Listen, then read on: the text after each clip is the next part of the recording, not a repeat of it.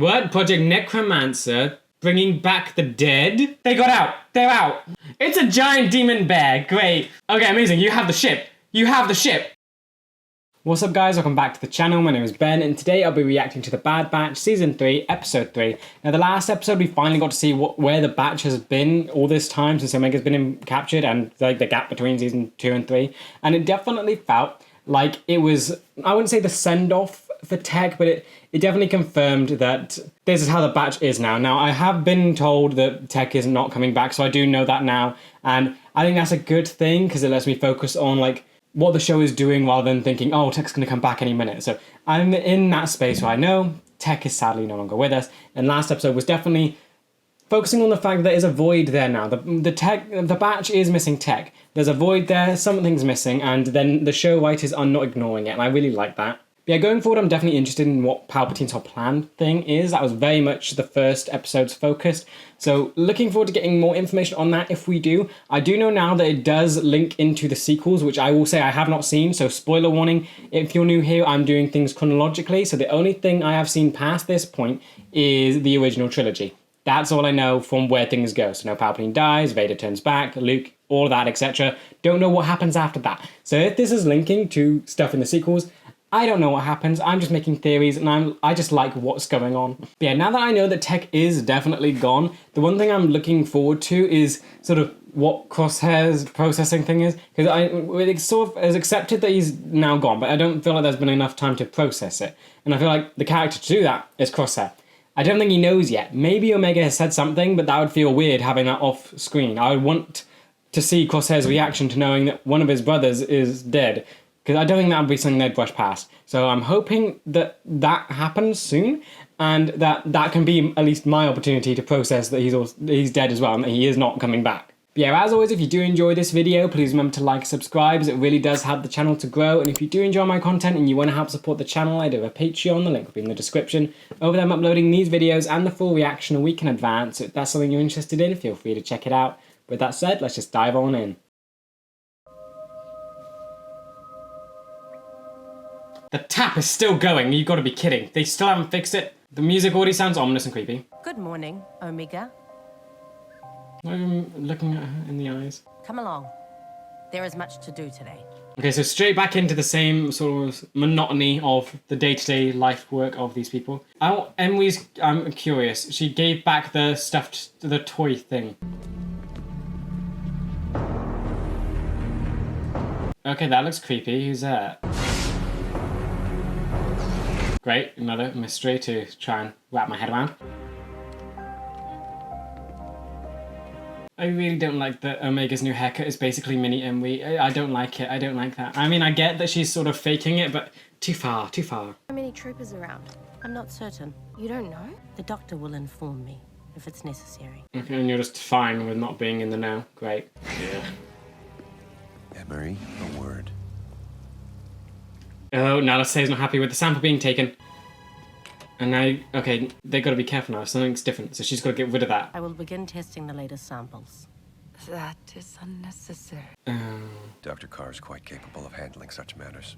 See it done. Okay, so you think highly of her at least, but then that means the Omega sample that now let's say is trying to hide is gonna go through the system. Now she's gonna be found out that she's been hiding it all that time, so this ain't great. But who's the unexpected guest? If Emery tests your sample, you will be in danger. She sounds so caring, it's weird. Especially coming from her. Is that why you've been destroying my samples? Yeah. Obviously. Project. Say, come along. Our guest is arriving. Project what? Retrieve my data pad and use it to escape. Escape? Sneak aboard a shuttle and flee. Crosshair? Okay, so things are going... Okay, well, what is her DNA? What's so bad about it that she now actually has to get out of this place? It was so impossible in the first one. What is even more impossibly bad that's going to motivate you to get out from this impossible situation? The music feels far more tense now. Okay, great. So yeah, things are just getting so much worse. So many troopers here. So many commandos. Okay, they know her, so she's allowed through. Great. But your issue is Emery. Is Emery gonna... What's she gonna do? Well, she's already started testing the samples. Yeah, it's already happening. How can you get your... wouldn't Emily notice it's missing? Ah, no, is that your sample? That's your sample. That's gone. That's happened then. See to your task for the day. Okay, so her stuff is in the system. Are you feeling well? Kind of concerned. Okay. Get some rest. Yeah, I don't know what to think of you. Okay, you're kind of nice. I mean, I was just letting her get off work then. I can handle things here. Go. I'll check on you later. Oh, she is coming off as nice, but you got to steal that pad. Go, quick, quick, do it now, quick, go, no, move. But her sample is still in the system, so she got to escape. She got to run. But that means whatever's in the thing. That means what Palpatine wants is going to happen. That's obviously what it is. Omega's DNA is the key.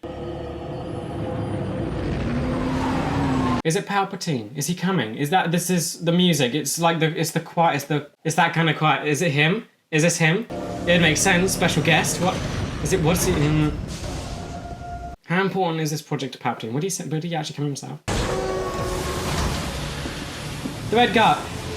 Yeah, it's him. Okay, this project is big. So he really is just trying to control the will of the Force and make his own, he is just a control freak. I have been most eager to see the progress you have made, Doctor. Okay, so he's here. This is fun. So yeah, their progress, they managed to do something successfully, but it wasn't a success because it was diminished M count. So that sparked this visit, that he's gotten somewhere with it, and that sparked Palpatine's curiosity. That is not the reason why I am here today. Project Necromancer. What? Project Necromancer? Bringing back the dead? Necromancer's bringing back the dead. What? How does that fit in with everything? Who's dead that Palpatine would want to bring back? I think he kind of likes his dead being dead. Okay. Can you escape smoothly? Okay. Good. Not even that little droid got angry. Can she escape? Can this go smoothly? I want it to go smoothly. It's still early in the episode, so I don't know. I would love it if it did, because I feel like if she did get caught by one person, it's kind of over. Crosshair. She's gone for Crosshair. Escaping. And you're coming with me. Come on. Can you come on, please, Crosshair? Stop being stubborn. You don't deserve to stay here. Found a weak point? Not exactly. I'm kinda improvising. Yes, and you need him. I'll explain later. Just get the guards' attention. That's not a plan. Just go with it. I feel like he's going to try and make her go by herself. I want him to play along and actually try and escape. I don't want him to think he belongs here. Unlock this cell. What did you say? I was giving you an order. Can that work? This clone thinks he outranks us. Okay, yeah, Crosshair's definitely hating those troopers now. How are you gonna do that? You're going to unlock it. We'll see. Oh, the guy screamed. That's amazing. Come on. Okay, I love it. The experiments haven't, destroyed him. He's good. Stunned. Great. And great. Okay, so he's still good. He's still capable. He's amazing. Amazing. Still. Good. Can you disguise... Please, use... No. Dress up in the uniform, please. You need to disguise. Okay, but I do love this team up. This is something we haven't seen. We've only seen, Crosshair, them two rescuing each other. This is such a weird team up, and I love it. Why now? What's changed? Nala Say said I had to, and I wasn't gonna leave without you. Amazing. She told me to use her data pad to access the base and find a shuttle. We just need to get to a hangar. So how much clearance does Nala Say have? Does she have, full free range over everything? I doubt Hemlock would allow her to get a ship, though. She's a prisoner here, too. Commander's orders. All hands on deck until the Emperor departs. Emperor's here. What? I didn't know. The reason why this was not the day to wing an escape. It's the perfect day to wing and escape. That's when all the attention will be on the Palpatine. Your hand's getting worse, isn't it? Oh no. It's fine. Oh no, so he does have side effects. Can he not shoot like how well he did? All shuttles have been grounded, except the Emperor's. Still the Emperor's? Impossible. It'll be too well guarded, even for me. This would be amazing. Can you actually steal the Emperor's ship? It crash landed outside the perimeter back when I first came here. True. How does a crashed shuttle help us? Yeah, you sure that's usable? Comms are still functioning. We can contact Hunter and Wrecker. And how do we get outside? Follow me. Okay, you're going, okay. Feels like a plan is forming, but if you're outside, you still have whatever Hemlock is using to keep people prisoner here. Well, this room screams Sith. Weird markings on the floor. How much of this is science? How much of this is Sith weirdness? I am confident that we will have a successful M-count replication. Oh dear, this is going well for them. Nothing of greater importance to secure the future of this empire. So it's thinking about the future of the Empire. Is needed to accomplish this goal, you will have it. Great. Unlimited funding. Amazing. Okay, so it's necromancy and future of the Empire. And there's Omega's DNA still spinning. I feel like maybe this could... is he trying to clone Anakin? That's my thought. Right now, Vader, yes, strong, still missing a whole lot of stuff. And he's missing limbs and stuff, so his M count is diminished. Is he trying to make a clone of Anakin to be Vader's apprentice to carry on the cycle, and then you have a stronger guy who's still the most powerful Force user ever? Is that it? It leads outside, but it's protected by a timed ray shield. We'll have to move fast or we'll be trapped. Okay, that sounds good. Is escape. Great. Be ready. Omega, Don't! Emery. you should go back to your room. You mean her cell? Yep. You're not thinking clearly. Neither of you. But it's not too late. You can escape. You can escape. Come on. Spent most of my life confined on Camino. I won't be trapped here too. Can you convince Emery? You're a clone like us, Emery. Help us. I don't know. The only way she can help you is just by not saying stuff. This is for your own good. Oh, she pushed a button. Go, go. To go. Just go, go, now, move, please, go. So Emery, not great, so she's annoying. There are many, even within our own ranks, who would consider much of your work an abomination. Yeah, crime against nature, trying to mess with M-count stuff is definitely an abomination. Trying to mess with the actual idea and will of the Force. If I am appointed the scientific minister, I would strive to bring unleashed glory to all. Did he go for a promotion? All in due time. Yes, Emperor. Yeah, don't give him an inch, just keep him on the hook. Yeah, is lightning going on? Is the lightning, is the weather, is so because of whatever weird Force stuff is happening. That's messing with the planet. Omega and prisoner CT-9904 are missing. Missing? An alarm was just triggered in the lurker kennels. Oh no, why'd you look shameful? Now I feel bad for Nala Say, because now he knows that she did this. But I also love that it almost means Hemlock's authority or power gets questioned. Oh! The shield's Run not faster! activate yet. They know we're in here. Move fast. Come on, please, please, please, please, please, don't get trapped! They escaped. They got out. They're out. There's the crashed shuttle. Not sure. I have no idea. Great. We'll follow the flight path. Oh yeah, okay, that's smart. That's good. Omega had one of our data pads. They used it to access the chute. Okay, so you're still on board with everything, so you're still evil. Made it past the ray shields. Dispatch patrols and release the lurkers. So you're still intent on getting them back. Why are they that important to you? Now let's say I'm assuming would still cooperate. Great. How deadly are these things? How bad are they? I mean, they definitely seem kind of like brutish, but Omega had a way with them. Because we'll not bring them back alive. They are prisoners who've escaped. The time for half measures is over. They're becoming unhinged. Turn to the lab, Dr. Carr. Yeah, you're regretting what you did. I'm curious. Nala Say is going to be punished. I have been right by your side. Secure her in a cell. There we go. Yeah, she's going to be punished. Scramble the recovery team. Yes, sir. I love seeing this. He's losing it. Is so fragile, his power. It all comes from how people view him. And now that there's a possible escape from his unescapable prison thing, he's so concerned that that could cause everyone to view him differently. I'm picking up something. I think it could be the ship. Please. That way. Oh, what is that? Oh, it's the hands. Okay, still consider whatever thing is out here. I still think it's like whatever. I feel like it's almost a fake thing that Hemlock's using to keep people here and keep a fear factor. Because now that they're out, he wants them dead quickly so that people can't realize that the thing's fake. Oh, you tripped. Tell me you didn't sprain your ankle or something. You can still run, right? Thanks. Better be hounds. Cross here. That's not a fake thing. Why couldn't it be a fake thing? It's a giant demon bear. Great. Oh, I hate bears so much. I hate bears. I don't like bears. No. Bears are terrifying. When they stand up, they look almost human. I hate that so much. Oh, great. Why'd they have to make a Star Wars bear? You better hope the comms work on this thing.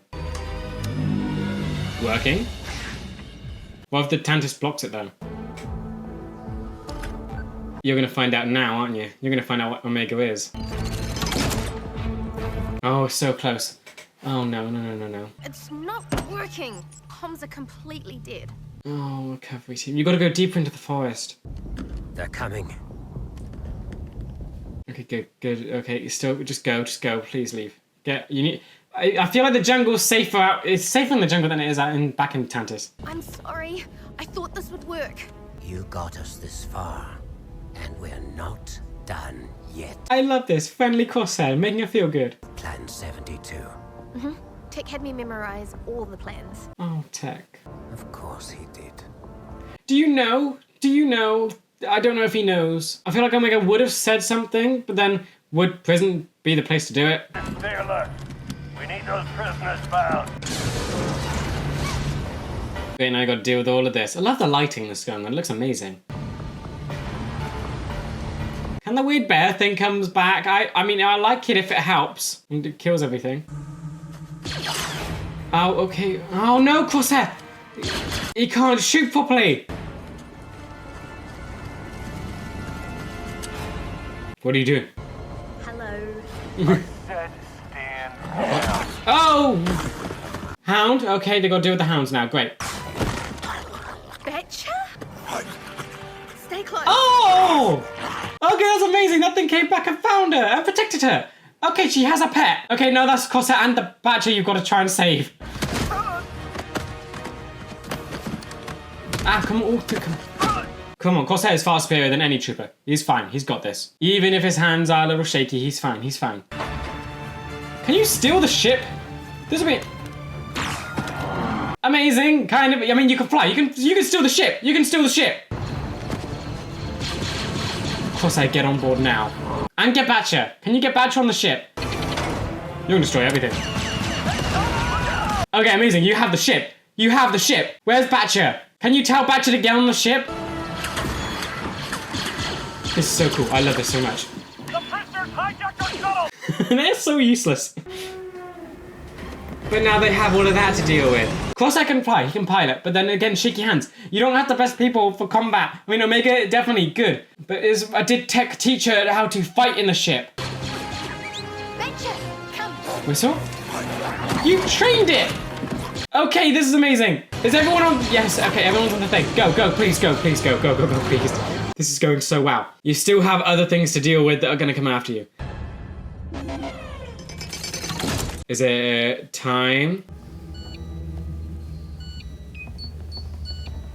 Yes, she realised. It's golden.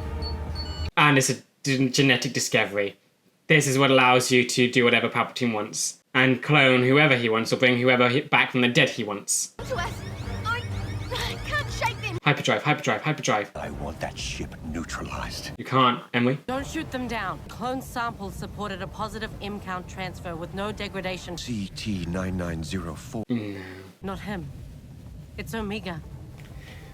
There we go. Now you're in a kind of tough. They're gonna let him get away. Call them off. But sir, they're escaping. Stand down. Okay, she's gonna get away, but only because they let them.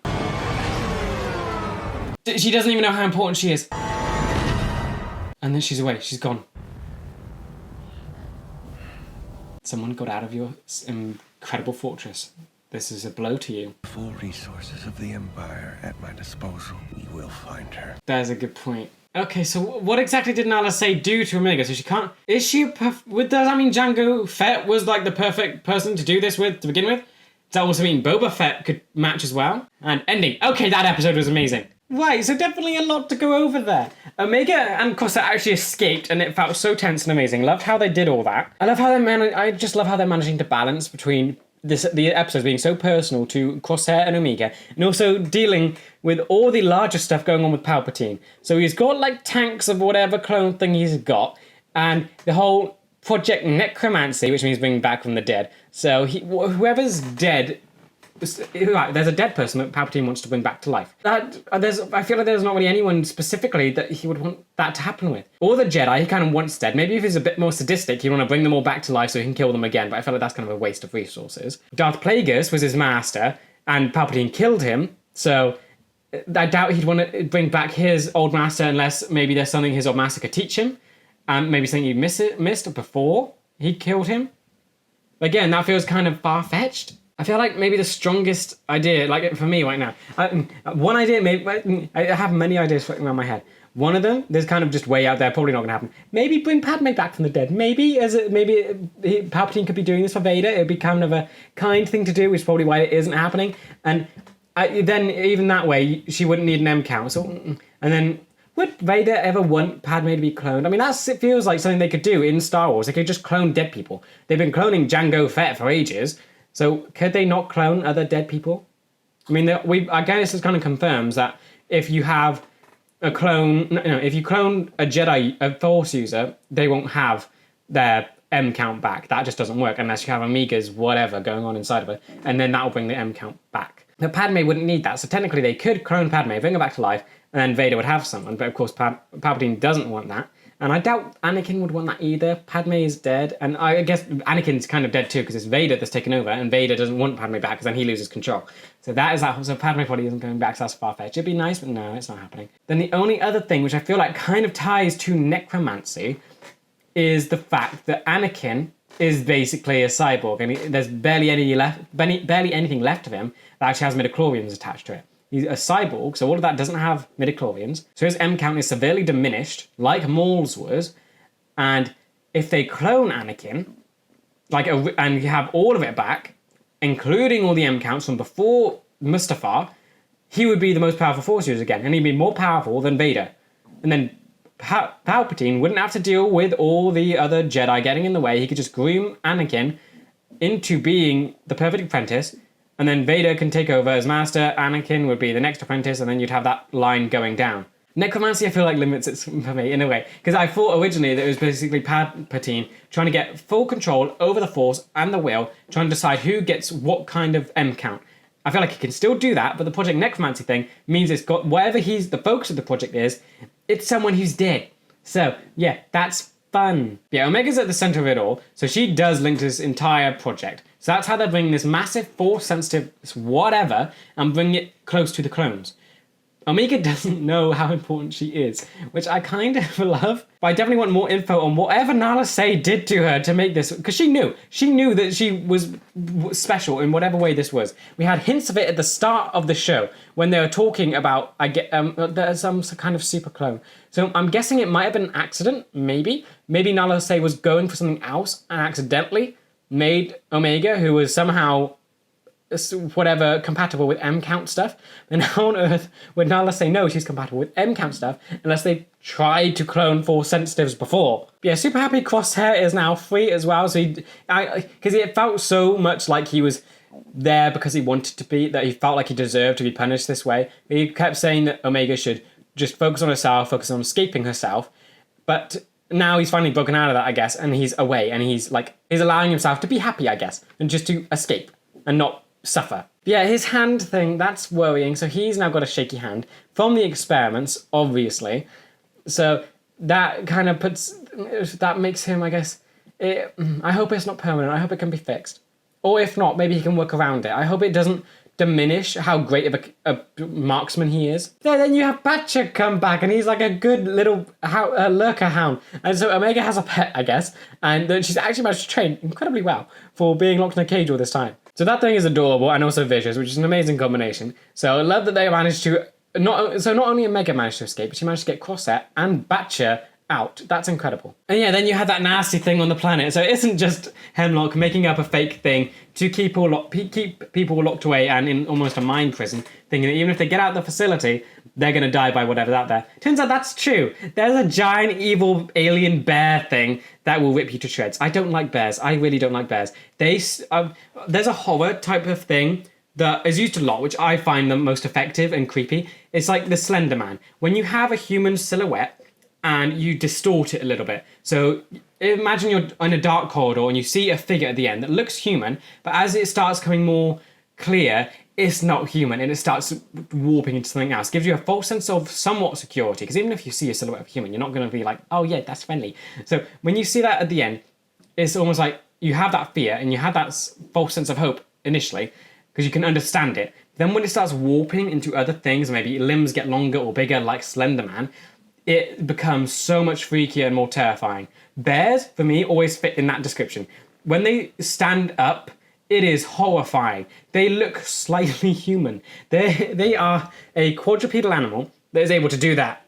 I mean, yes, like a lot do. I think giraffes and elephants do. But bears are so much freakier. Okay, just to start off, this episode was absolutely amazing. Just seeing sort of how personal it makes it to Omega. Just seeing how they balance it between keeping it personal to Omega and at large with the whole Force thing. I was curious to know how they're going to sort of connect those two storylines, because the Force thing is such a Jedi and mysticism thing, and then you're dealing with the clones, who are kind of a separate thing. Do you like that Omega is the bridge between that? So whatever's she's got going on weird inside of her, that's the key. That's what now Palpatine is after, and the entire force of the Empire is now coming for her. So it's not just Kamino doing it in secret, it's not just bounty hunters, it's the entirety of the Empire that is now coming for her. But I absolutely loved how just capable this episode showed her to be. She felt so much like a Bad Batcher. She felt so just like a soldier. She felt like a clone trooper. It was amazing.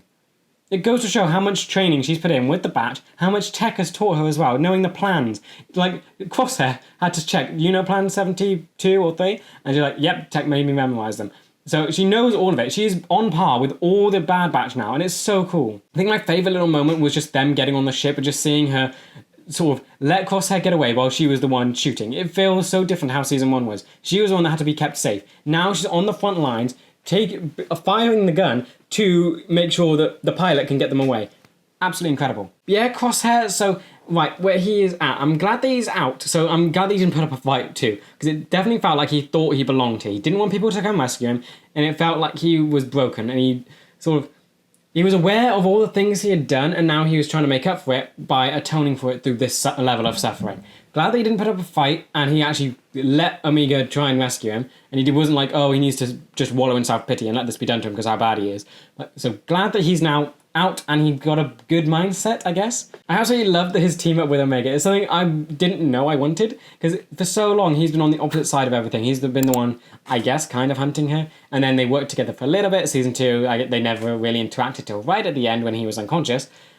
But now just seeing them fight alongside each other, I love that so much. But yeah, then you also have his shaky hand thing. So that's what Hemlock has done to him. So Hemlock has marked Crosshair, basically, and I don't want to say taken away his ability and that, because I hope that we get some cool scenes where he's still an excellent marksman, because there's a very defining thing about him. It's his, super skill. Yes, I think his sight is also incredible, and that doesn't seem to be affected. His ability to shoot is, such a defining thing about him.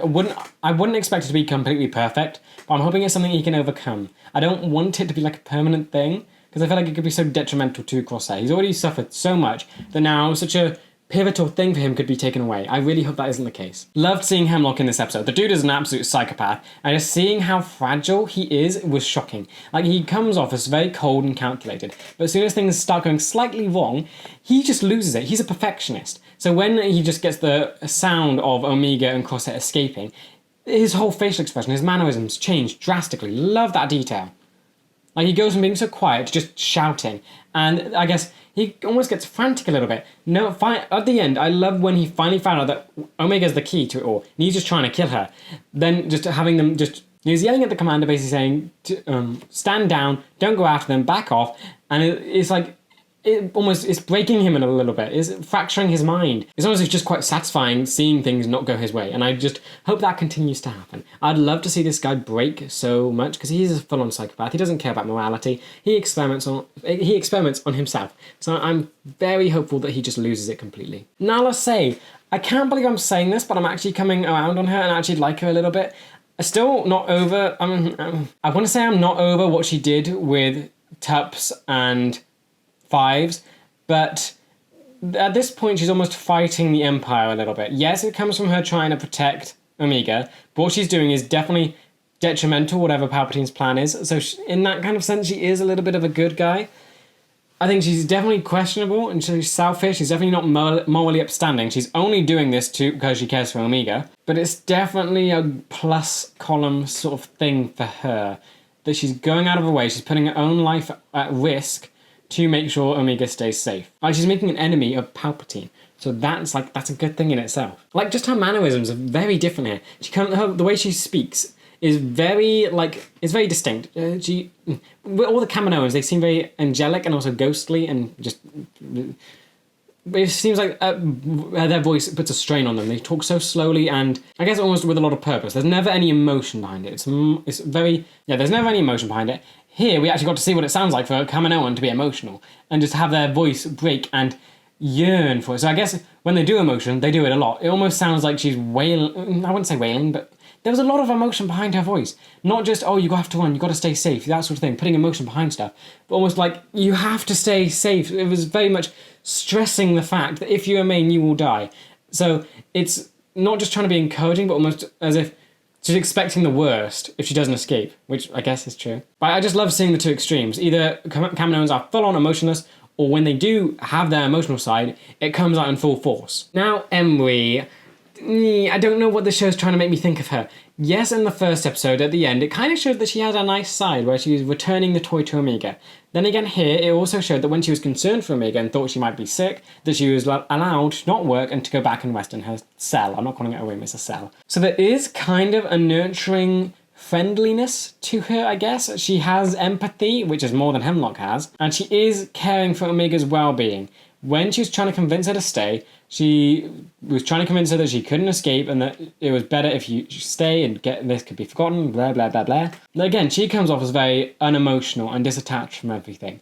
So I don't know what I'm meant to be thinking of her at the minute. She does some nice things, but overall, she's not that great. No, because even at the end, she found out that Omega's the one that's really important. She could have hid that information to protect her, but that wouldn't have helped anything. She was still being killed by Hemlock. So she runs into Hemlock, tells him to not go after her, and saves her, basically. Emry was the one that got the ships that were going after them to back off. She was the reason she was allowed to escape.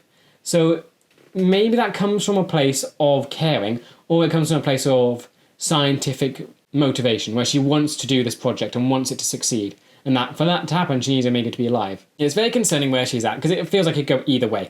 It could mean that she might end up joining them and betraying Hemlock, or it could mean that she's full on in with it and she could end up being worse than Hemlock. She could be like Hemlock, but with empathy and just chooses to ignore it. And yeah, then you have Palpatine's plan. So that is that whole thing where I love how they just do it, where he just comes in. I love his music. When you hear that sound, you know that it's no one else but him. He has that very dark choir of voices. It feels almost religious in a way when you hear choir voices. Yes, it can.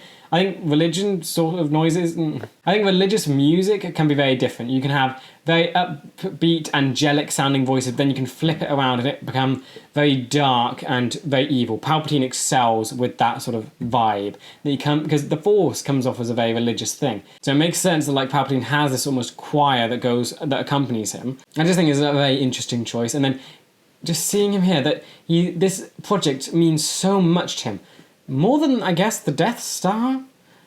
Because he was talking about the future of the Empire and how Hemlock has the full resources of the Empire to do this. So this feels like it's more important than the threat of the original trilogy. It's also very interesting that he has all these different plans going on along the same time as what was going on in the original trilogy. So he has all these different plans coming together. This one definitely feels more Force-focused than what the original trilogy one was. That one was about just power and just conquering the galaxy and making sure he stayed in control. Having a giant moon that basically allows for total fear among planets, that they can just be destroyed and wiped out with a push of a button. That was very much power play, not along with the Force. This brings Palpatine back to where I feel like he felt in the Clone Wars and the prequel stuff, where he's very much a Force-focused individual. His sort of vendetta against the Jedi, that was his whole thing. He wanted them extinguished, he wanted the light side to be eradicated and just allow the Sith to rule. Original trilogy, I don't think, really went into that. It was much more Luke-focused in the sense that Jedi were the good things and they didn't really focus on the lore behind the Sith, I guess. I might be wrong. But it felt like it definitely focused on the good side of the Jedi. You had the Sith, who were Vader and Palpatine, but you never really got a lot into what their whole deal was. That mainly got explored in the prequels. That's where it felt like Palpatine was a more spiritual figure. Now, I feel like this show is bringing it back to that sort of angle, and it brings Emperor-era Palpatine to the whatever his goal is, Force-wise, not just power and Emperor-wise. I still don't know who he could possibly be wanting to do this with, because it's Project Necromancy. I like the premise is so interesting, where Palpatine is such a control freak that he basically wants to control the will of the Force, decide who gets what kind of midichlorian count, which he can do with this project. Then that's not even the focus of it. The focus of it is necromancy. He wants to bring someone back from the dead. I have no idea who that could possibly be, apart from like Anakin without the Vader additions and like the cyborgness. I'm trying to think of who are the most important people to Palpatine. You have Darth Plagueis, his former master, who he killed, so I doubt he'd want to bring him back from the dead unless there's some information that he has that Palpatine doesn't, and he needs Plagueis back from the dead to get that information, but I feel like that's just... We don't have enough information on Plagueis. He's never been a focus of the thing. I doubt this would be... They put so much effort into bringing back Plagueis when he doesn't have that much emphasis from what the Star Wars film and shows have shown us. Also, I don't think Palpatine's sadistic enough to bring the Jedi back from the dead just to kill them again. That one feels like just wrong. Like, why on earth would he want to bring Jedi back? He likes them dead. I feel like that could just be a way to torture them. Bring them back from the dead, to kill them again, bring them back from the dead, kill them again. Then why would you even need them to have the Force to do that? Padme feels too kind to bring back from the dead, and even then you wouldn't need the midichlorian stuff to bring her back, because they do that with Jango. He's been brought back from the dead countless times now, technically. Maybe I'm thinking of this wrong then, because necromancy is far different than just cloning.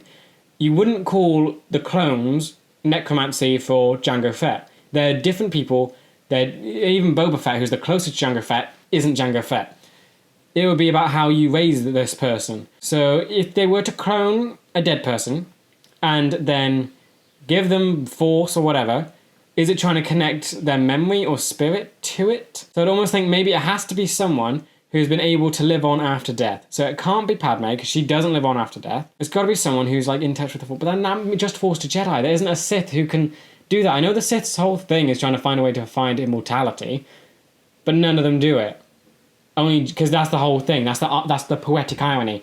Jedi can do it, yet Sith spend their whole life studying the dark side and never find the answer. Jedi do it quite effortlessly. They do is to go to a planet, go through the training with the Force priestesses, and just bingo, they've got it. I need to try and think of the process of how this whole necromancy thing works. So it's not just a cloning thing. Can't just be like a Jango Fett thing. The only thing I can think of is remotely close is Anakin. But then you wouldn't be able to connect his like Force self to the clone body, because it's kind of already inhabiting Vader. It would just be another clone of Anakin, which I think he could do anyway. He could just clone Anakin. So, yeah, in my head, Palpatine could clone Anakin, give him the same Force count he had originally, which is huge amounts. You could raise him to be Anakin and be the same memory or whatever, but then that's not necromancy, that's just cloning. I might be reading too much into the necromancy, or I'm not reading into it enough at all. I'm very confused, and I guess I might just have to wait till the sequel trilogy to find out whatever this is. So yeah, please don't tell me, just let me speculate. I like thinking of these things, so yeah, I don't mind having to wait forever to find this out. I like the idea of getting clues to it from the shows, but I don't mind having to wait ages to finding out what on earth this all means. Yeah, also we got some references to tech, which I'm guessing might confirm whether or not Crosshair knows, because they were talking about it where Crosshair asked Omega if she knew Plan 70, whatever. She said, yep, tech made her memoirs do more, and then Crosshair basically said, that sounds like tech. So that almost sounds like a little bit of reminiscing. But I don't want Crosshair to have learned of Tech's death off screen, if that makes sense. I want to actually see him get to know and process that. Maybe, since they're away from Tantiss now, they can reunite with the Bad Batch, then maybe he can learn about it. I feel like that would be more impactful than him just knowing off screen. I want them to have like a moment where they can all just process that he's fully gone. Yes, it's been 6 months, but I don't want it to have happened off screen. Lastly, overall, I just think this episode was amazing. All the techniques were so good. Sound design, just with the themes and just the music. Whenever Palpatine shows up, everything gets so much elevated. The music, the sounds. I'm pretty sure when he was leaving Hemlock, there was like lightning flashes in the distance. All of it incredible. And just dealing with how to make the situation tense. You're already in an impossible scenario where where episode 1 basically presented how impossible it is to escape this planet. Crosshair's episode in season 2 showed how impossible it was to escape this planet. So to have an episode dedicated to the escape has to be really good to not make it seem like it's so easy. This didn't feel easy at all. Loved that it showed on me, because the key was Nala Se and her pad, or whatever it was. I like that it showed off that she can't access ships, or it didn't allow that possibility to be questioned, because she's still a prisoner. So I doubt she would be able to access ships. So you go to the bay with the lurker hounds, where she would have access. Now I just love that it used all these little things that it's built up from the past episodes to show how they do escape. The thing with the lurker hounds and how that allows them to escape, because it is a weak point, but it's not really a weak point. So it still reinforces the idea that this place is an absolute fortress that is incredibly difficult to escape from, and it makes Crosshair, Omega, and Badger's accomplishment in escaping that much more amazing. But yeah, with that said, that does bring me to the end of this video. I hope you guys enjoyed, and I will see you in the next one for Season 3, Episode 4. See ya!